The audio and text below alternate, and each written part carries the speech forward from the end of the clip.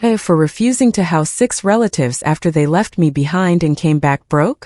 My name is Maya, and I still find it hard to believe that one day my family sold the house to go start from scratch in Italy without me. They told me clearly that I was a burden, and years later, they had the nerve to return expecting me to take 6 people into my house for free. But I had better start from the beginning because if I tell it all at once like this, it sounds made up. I had been studying for my degree outside of Chicago for 2 years. I went to a private university in the city with a partial scholarship. It was not a full scholarship by any means, so my parents paid part of the tuition, or that is what they did until one day they decided they would not anymore. Honestly, between classes, homework, and work, I hardly went home to the suburbs. Besides, every time I went back, I felt like I had always been in the way. My parents had a favorite, my older sister, Emily. Always Emily. When we were little, she got the big room. The one with the nice window, space for a desk, and a walk-in closet. They sent me to the little room next to the laundry area where the washing machine sounded like it was in my bed. When Emily turned 16, they bought her a car. Nothing out of this world, but it was a car. I turned 16 and my dad cut me loose without shame. You can walk, he said, it is good for your health. Emily had piano lessons, dance, painting, and summer camps, everything. They told me, not right now, Maya, there is not enough. And I stayed quiet because arguing did not change anything. The most desperate part was that there really was enough. Just not for me. Emily got married at 22 to Jason, a guy who worked at a big corporation and whom my parents liked as if he were the jackpot. I went to the wedding. Of course. And you know what? She did not even invite me to be a bridesmaid. The bridesmaids were her friends from university. I sat there watching everything like a filler guest. My mom would not stop saying that everything was perfect, and my dad spent the whole reception talking business with Jason, as if that were the important thing.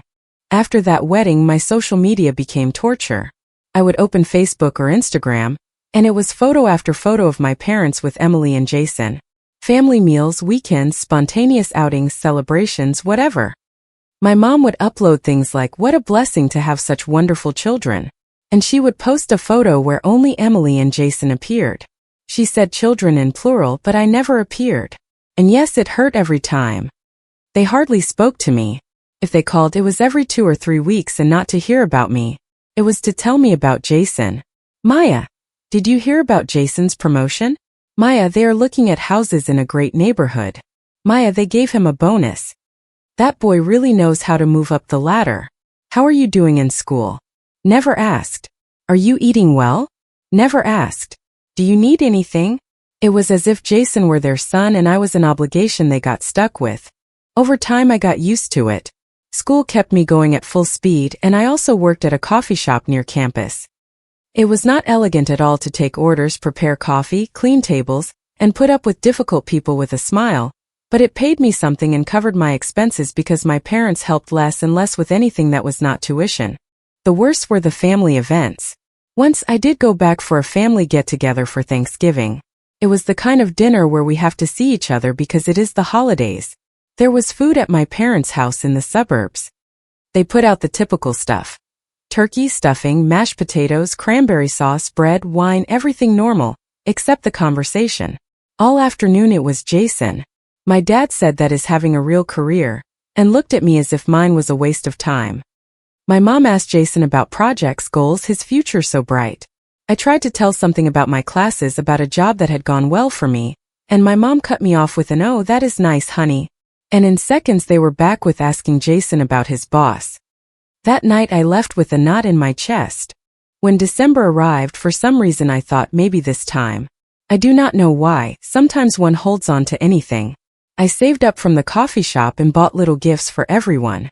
Nothing expensive because I was not swimming in money, but thoughtful things. A nice scarf for my mom, a book my dad had mentioned, specialty coffee for Emily and Jason because they always acted fancy about that. I left the city by train at night with my little bag of gifts hugged close. I arrived at the suburban station late with a numb back and a churning stomach.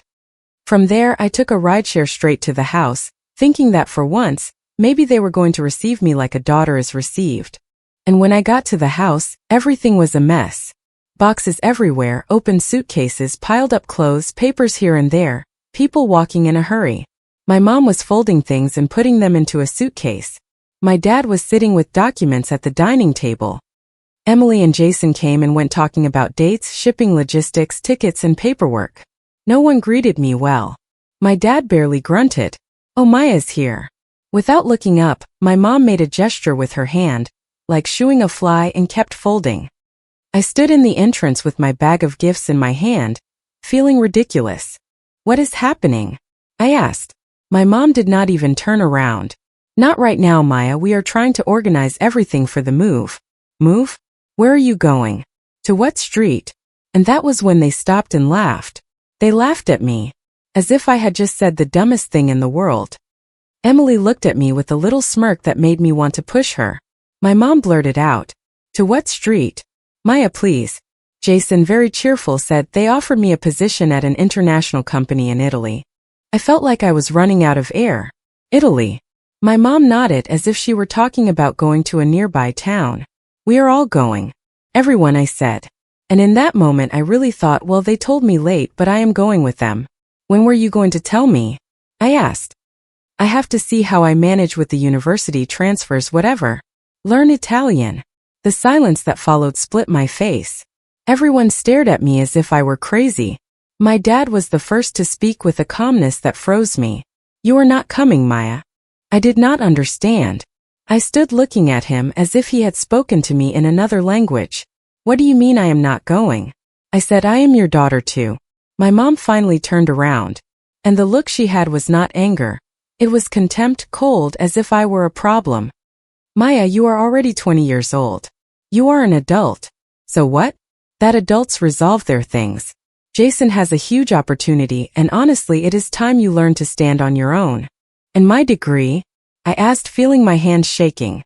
"I have 2 years left." My dad did not even look up from the paper. "That is your business now. So, are you going to stop paying my tuition?" Just like that, from one day to the next, my mom sat on a box as if we were talking about the weather. "Maya, let us be honest, you have always been a burden for this family." That word hit me like a slap. "A burden?" I repeated quietly. "That is what I am to you." Emily crossed her arms and jumped in. "Do you have any idea of the money my parents have thrown away on you? Money that could have been used for important things. My education is not important?" I asked, my chest already tight. Jason laughed as if it were obvious. "Not when it is throwing money away foolishly." And then he finished it off by hugging Emily. "Emily contributes. She married well. She is building something. What are you doing?" "Serving coffee." My eyes stung, but I was not going to give them the pleasure of seeing me cry. I tried one last desperate thing. "Okay, if you do not take me right now, let me finish here. I will manage, and when I graduate I will go with you. Just give me your address there." Again that silence. My mom and my dad looked at each other. Emily smiled as if she were enjoying it. My mom spoke slowly, like explaining something to a child. "We do not want you to go later either, Maya." I froze. "This is our opportunity to start over," said my mom. Emily nodded, satisfied. "We cannot keep carrying you." My dad added dryly, "It has been enough." I looked around. My mom went back to folding clothes as if I did not exist. My dad continued with his papers. Emily and Jason started talking about lists about what went in which suitcase.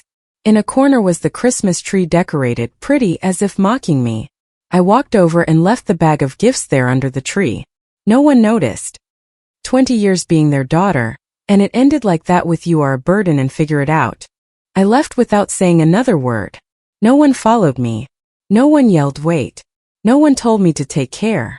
The return train ride was like being asleep with my eyes open. The whole way I repeated what they said. "Burden, nuisance, we do not love you." I arrived in Chicago, and the campus was empty for the holidays. My dorm room felt cold, silent, as if the world had turned off. That Christmas day, I ate instant soup and some cheap cookies I got from a vending machine. There was no family dinner, no calls, no Merry Christmas, nothing. The next day I forced myself to think in numbers because if I stayed in the pain I would sink. I needed a total of around $40,000 to cover the 2 years I had left between tuition and the cost of living in the city. But it was not money I had to gather all at once. The university had a payment plan per semester, and I had to survive month to month not to lose my spot. So it was up to me. I went to the coffee shop and asked my manager for more shifts. No, please, not when possible. I asked her with shame and with urgency. I need to work as much as possible, I told her. I will take whatever shift. She looked at me with a face that understood more than what I said and started putting me on doubles when possible. While others rested, went out, or went with their families, I worked every day. Sometimes 12 hours between classes and shifts. My feet hurt. My back hurt. But what hurt the most was the fear of not gathering enough in time for the next semester. I bought the minimum. No new clothes, no outings, no I deserve it treats. Every dollar went to tuition or the basics. Besides, I held on to one thing, raising my GPA. If I managed to keep it high, I could renew the scholarship and, with luck, increase it. It was not magic, but every percentage of discount counted. January, a cousin notified me by text message. My parents had sold the house in the suburbs and had gone to Italy with Emily and Jason. They did not leave an address with family or anyone, as if they wanted to erase me from the map. And you know what? It made me angry, but it also gave me clarity. That was it, they were no longer my family. The next 2 years were hard as stone. Work, school, homework, shifts, cheap food, coffee for survival, and that stubbornness that kept me standing. I graduated with good grades and with a degree that I paid for alone, semester by semester, without help, without congratulations, without a family photo. Upon leaving, I got a job at a marketing agency. Nothing like a movie, but a decent salary. I rented a small apartment and started living like a real adult, without asking anyone for anything, and I kept that university mentality. If I want something, I work for it. I stayed late, took extra projects, and volunteered for what no one wanted. My bosses noticed, and I started rising faster than I myself expected. 5 years passed like that, 5 years working with a discipline that did not give me space to get distracted. While my coworkers went out for a drink, I stayed refining presentations. While they went on trips, I took projects to gather more money. Every bonus, every raise, every extra dollar I saved. I had a goal, my own place. When I finally saved for the down payment, I bought a small one-bedroom condo in an area that was not luxury but decent and well-connected. The day I signed, my hands were shaking. It was my name, my credit, my responsibility. Without a cosigner, without your dad helped you, without anything. The next 3 years were about putting everything into the mortgage. No luxuries, no I will see later. I wanted to finish paying and feel that it was truly mine. The day I made the last payment, I cried, not from sadness but from relief. Over time, however, the apartment felt small to me. I was already doing better at work, earning well. And I started thinking differently. I wanted a house, a real house with space, with a yard, with the idea that someday I could form a family without feeling like I was living squeezed in. I sold the apartment and bought a house in the suburbs. It was not a mansion, but it had 3 bedrooms, a yard, and that feeling of here I can breathe. And for the first time in my adult life, I was happy. I fixed up the house little by little. Simple furniture, plants, details. Work was going well, and I was dating Mark, a calm man, a good person, one of those who do not pressure you or compete with you. They simply accompany you. 10 years had passed since that Christmas, 10 years and a Tuesday night. Patricia called me, a cousin of my dad, one of those relatives who have always been fairer than those who call themselves the closest. Maya, I have to tell you something, she told me. And from the tone I knew it was bad. Your parents are back in the United States, and they are looking for you. My stomach tightened. How do you know? Your mom called me last week. She asked me if I had your contact, saying that they have wanted to locate you, but you changed your number. I had changed the number twice since university, just so if one day it occurred to them to appear, they could not. Patricia, tell me you did not give them my address. No, honey, of course not. I know what happened. I just wanted to warn you. Maybe they are going to look for more relatives or get it through some public records. I hung up and tried to go on with my life. I told myself they will not find me. A lot of time has passed. Why would they look for me now? Almost a month passed, and I really got it out of my head. Until a Saturday afternoon, while I was painting the guest's bedroom, the doorbell rang. I opened the door, and there were my mom, my dad, Emily, and 3 children I did not know clinging to my sister's legs. They looked different, older, yes, but above all tired, dull, like people whose act had fallen apart. I stood there with the paint roller in my hand, frozen. Surprise, said my mom with a fake, cheerful voice, as if she arrived to visit me for pleasure. How did you find me? I asked, almost voiceless. They did not answer, nothing more. They passed by me and entered as if the house were theirs. They came in a bunch with the children in front, and I took a second to react. The children started running, touching everything. One grabbed a figurine from a shelf and almost knocked it over. Emily sat in my living room without asking for permission, and settled the smallest one on her lap as if she were in her house. She looked around and said, "How nice, there is space."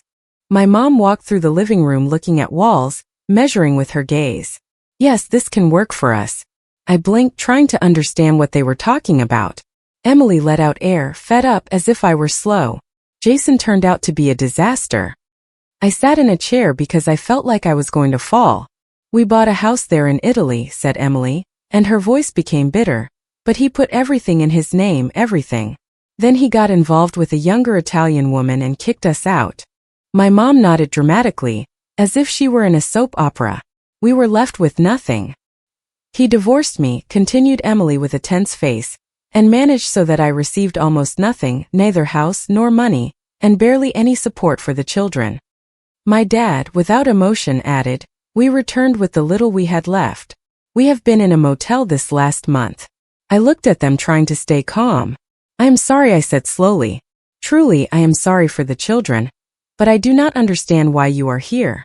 My dad straightened his back and spoke with that tone I remembered since I was a girl, as if he were teaching me a lesson. "We are family, and family supports each other when there are difficult times." My mom finished with that pressure I know by heart. "You cannot leave us like this. They are your nephews. What will people say if they find out you closed the door on us?" In that instant I understood. They did not come to ask for forgiveness. They came for my house, for my stability, for my money, for my job. I took a deep breath. "Let us see," I said with a calm but firm voice. 10 years ago you told me I was a burden. You left me alone with university. You sold the house and left without leaving an address, as if I did not exist. And now you return because your life fell apart. And you want what?" My mom pursed her mouth, offended. "We want to stay here, Maya, with you. We are family." I turned to see Emily lying on my couch, my mom inspecting my house as if she were already deciding, my dad looking at me as if it were obvious that I was going to say yes. The children kept running. One was already pulling a curtain. I stayed quiet for a second and then said no. My mom opened her eyes as if she had not heard right. "What? No, you are not going to stay here." "Maya, be reasonable," said my dad, starting to raise his voice. I cut him off without shouting, but without shaking. "Reasonable. Reasonable was what you demanded of me. You told me you are an adult. Solve your problems. Remember? Well, now you are also adults. Solve yours." Emily turned red. "Maya, you cannot be serious. I have 3 children." "You should have thought of that before putting everything in Jason's name," I answered her. "And before coming to invade my house as if it were my obligation to fix your lives." My mom snapped. The mask fell off. "We raised you, we gave you everything." I let out a little laugh without joy. "Everything? No. You gave me crumbs. I paid for my degree semester by semester. I bought my apartment. I bought this house. Everything I have, I did myself. While you lived your dream in Italy." The children stopped running. They stayed close to Emily, as if feeling the tension. My dad tried his victim voice. "Maya, daughter, you have to forgive. Family is family." I looked him in the eyes. "Yes," I said, "family is family. And 10 years ago you made it clear that I was not part of yours." I walked to the door and opened it. "Please," I said, pointing to the exit. "Leave." My mom opened her mouth to say something. Emily looked at me with pleading eyes, but it was not a real plea. It was calculation. It was fear of losing her plan. "Maya, do not do this," said Emily. I remained firm. "I am not doing anything. I am just applying the same logic you used with me." They left. But my mom, before leaving, whispered to me with anger. "You are going to regret it. You will see. You are not going to leave us like this." I closed the door and stood shaking. Not because I doubted, but from the anger. I thought it ended there. But a few weeks later, they caught up with me in another way. One day, arriving from work, a process server handed me some papers. I stood on the sidewalk reading and without believing it. My parents were suing me in civil court. They were claiming parental support. They said that I had to give them financial assistance as their daughter. They asked for between $3,000 and $4,000 monthly, an exaggerated figure, one of those numbers used to pressure people. In the documents they claimed that they were elderly, that they could not work, that they were sick, and that, as their daughter, I was obligated to support them under state filial responsibility laws. They attached medical records where they were supposedly incapacitated. I stared at those sheets for like 10 minutes until the anger rose in me like fire. Those same people who abandoned me, who called me a burden, now wanted to get money out of me every month. The nerve was brutal. I called a lawyer. That same day a coworker recommended her to me. Her name was Sarah Chun. Direct, serious, one of those who do not sugarcoat anything. I told her everything, and she stayed silent for a moment. So let me understand, she said. They cut off your tuition, went to Italy without leaving a way to contact them, and now they want you to support them? Exactly. Good, she said, let us build this with evidence. I need evidence that you paid your last 2 years of university, bank statements, receipts, proof of payment, and records of your work. I spent a couple of weeks taking out old documents, looking for emails, reviewing files, bank statements where the deposits from the coffee shop were seen, tuition payment receipts, enrollment proofs, everything. It was horrible to see that again. I remembered the double shifts, living with the basics, that stress of if I do not pay I take myself out of the degree alone. But I had everything. Sarah reviewed the papers and said, this is very good, but we need something else, something that shows their abandonment, something written, something clear. And there I remembered Patricia. I called her, explained about the lawsuit. What a terrible thing, she said. But I think I have something that can help you. 2 days later, she arrived at my house with a letter-size envelope.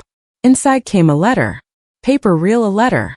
It did not have a sender, but it came with postmarks from Italy. It was from months after they left. Patricia told me I kept it because since I read it, it gave me a bad feeling. I felt that someday you were going to need it. I read it with shaking hands. My mom wrote as if she were proud. I felt my throat close. Patricia lowered the phone and said, and there is another thing. She showed me a recording. Your mom called me a few weeks ago. She was bragging about the lawsuit, and since she had been saying weird things from before, I recorded her.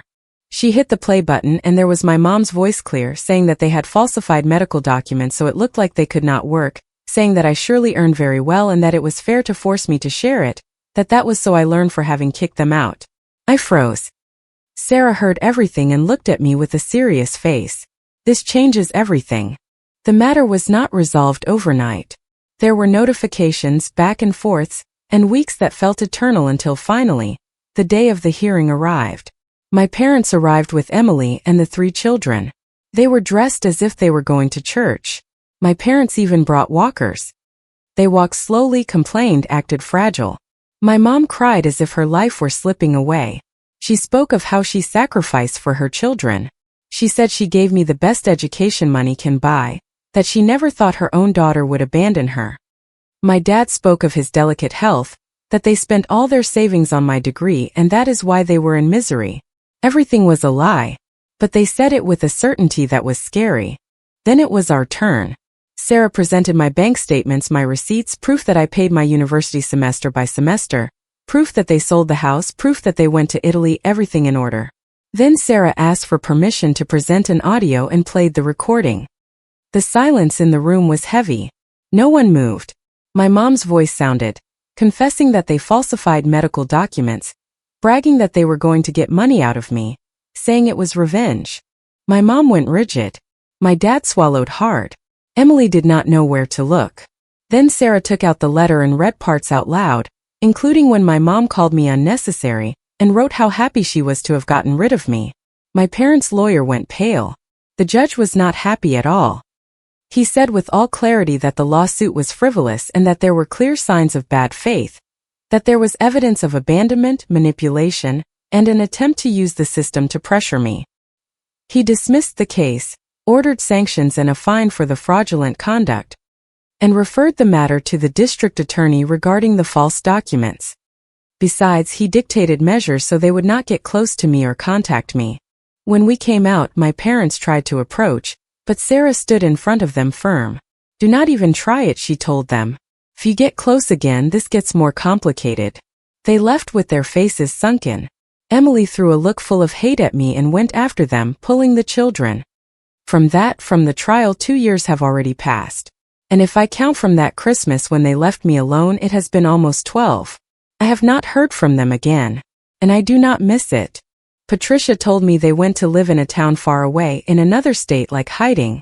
I do not know if from shame or from fear of the consequences of what they did. I continued with my life. Mark and I got married last year. He was with me through everything without pushing me, without telling me what to do, just being there. Sometimes with a hug, sometimes with a here I am when I felt small again. Now we are talking about having children. It excites me and scares me at the same time because I do want to do it differently. I do want my children to feel loved, seen, safe, that they know they are not in the way, that they are not a burden. From all this, I learned something that cost me years. Family is not just blood. Family is who stays, who takes care of you, who asks you how you are for real, who celebrates your things without making it a competition, who does not use you when it suits them. My parents taught it to me in the worst way, but they taught me. I built a life without them, and it is a good life. Sometimes I wonder what would have happened if I had let them in. If I had been the good one, the bigger person, the one who forgives everything. But then I remember that letter, that recording, the way they looked at me as if I owed them something just for existing. I did not owe them anything, I never owed them anything. And today finally I am free. Comment. Family dynamics can be complicated, and sometimes the hardest thing to do is prioritize your well-being. Please remember that your value is never defined by how others treat you, even when those people are your parents. Setting boundaries is not an act of cruelty, but a necessary step to protect your peace and mental health. True family is built on mutual respect, love, and support, not just shared DNA. You have the power to break toxic cycles and build a beautiful, fulfilling life on your own terms. Never let guilt convince you to reopen doors that should remain closed for your safety. Your success and happiness are proof of your resilience and strength. Surround yourself with people who celebrate your wins and stand by you during hard times. You deserve to be in environments where you are celebrated, not merely tolerated. I hope you find the courage to choose your peace today and every day. If you liked it, don't forget to leave a comment and support the channel by subscribing. See you in the upcoming stories.